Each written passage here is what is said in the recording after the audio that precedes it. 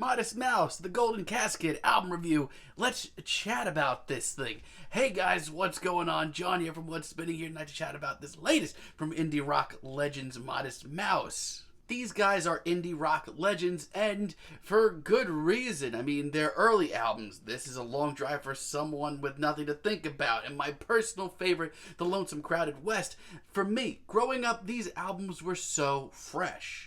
They had an indie rock style, but also pulled from everything from emo to art punk. Not only that, but I've always kind of found Isaac Brock's very poetic visual lyrics very compelling. There's also their legendary, sprawling masterpiece, The Moon in Antarctica. But ever since, I mean, I have enjoyed some of their stuff from time to time, but it's definitely been a little bit more hit and miss. Personally, I've always thought good news for people who love bad news is underrated. But then we get tracks like We Were Dead Before the Ship Even Sank, which had really fantastic singles leading up to it, like Dashboard and one of my favorite tracks ever, Miss the Boat. But I overall was let down, doubly so with their last album, Strangers to Ourselves. And leading up to this new album, I thought these singles were just so hit and miss. I honestly have not been excited for this album. I've actually kind of been dreading it. Let's chat about it. I will say this, though. If anything, this album actually starts off pretty well. I actually enjoy this album's intro, Fuck Your Acid Trip.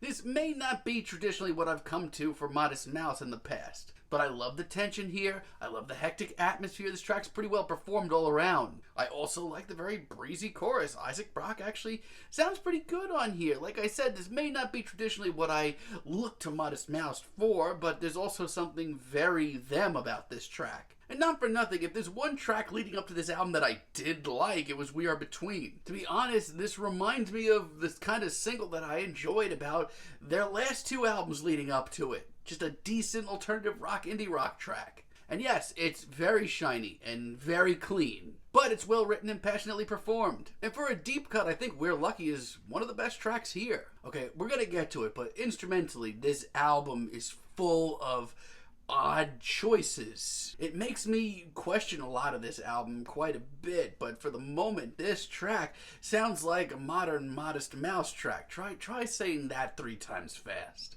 But yeah, it's meditative, it's lyrically compelling, it's well performed, really catchy. I love this. For an intro, I don't think that there's anything really wrong with these tracks. It's when we get to later moments that my eyebrows start raising. I hear tracks like Walking and Running, and I instantly feel like Modest Mouse are trying way too hard. I do appreciate the very passionate, explosive chorus. That's fine. But this instrumental, it's needlessly heady. It's just, I don't know, it almost sounds like some really bad Animal Collective at parts, like Painting with Animal Collective. Even Isaac's lyrics here can't keep my attention. But at least I found things about that track that I enjoy. Then we get Wooden Soldiers. Oh dear. You may enjoy this, but this is my nightmare. The off-kilter pacing, the crappy instrumental that doesn't even sound good.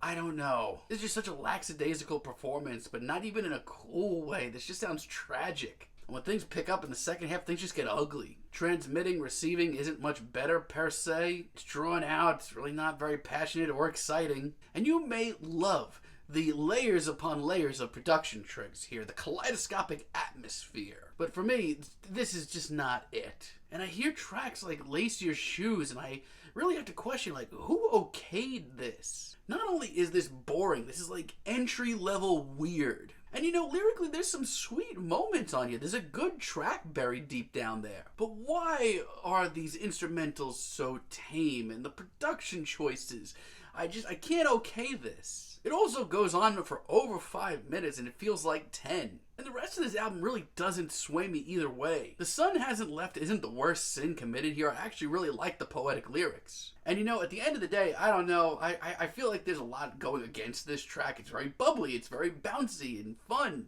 There's even some subtle nods to hip-hop. But this is likable. It goes with a lot of the themes of the album, and I actually had some fun with this. But then we get Never Fuck a Spider on the Fly, and I have a lot of the same issues that I did with the rest of this album. I do like some of the lyrics here. I do think some of the ramblings are quite interesting. That's not the problem. It is the sheer ugliness of this track. What even is that? How do I feel like I have nothing to say about this album?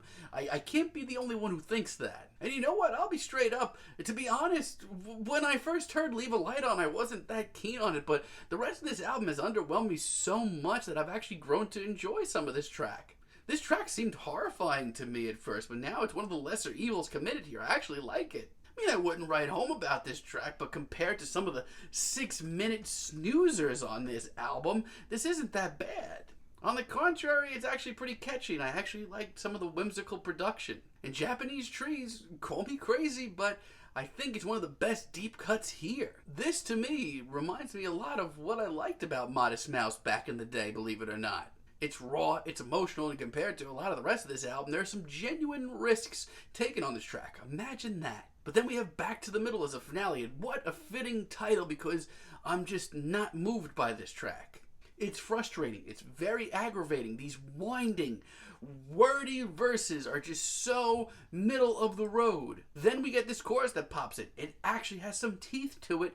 Where was that for the last 12 tracks? It's average. It's an average finale, but this whole album is pretty average. So you know what? I'm going to say I don't think this is the worst Modest Mouse album. I think Strangers to Ourselves is that, but this isn't that much better. Yes, there's a handful of decent tracks on here. Even some of the singles aren't that bad as compared to the rest of the album.